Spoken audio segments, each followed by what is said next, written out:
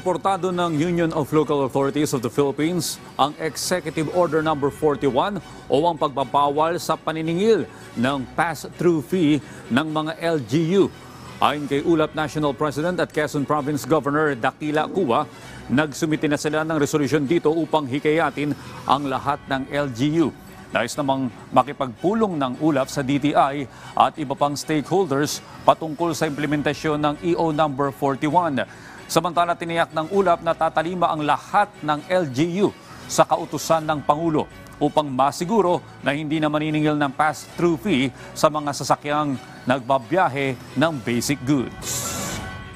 But I'd like to point out na hindi naman lahat ng LGU may pass-through fees. In fact, sa aming study, iilan lamang ang LGUs na may ganito. Ganun pa man, kami nakikita namin ang vision ng ating Pangulo na kailangan tulungan natin ang mga consumers ng ating bansa, ang mga mamamayan natin para medyo bumaba naman ng kaunti ang mga presyo ng bilihin.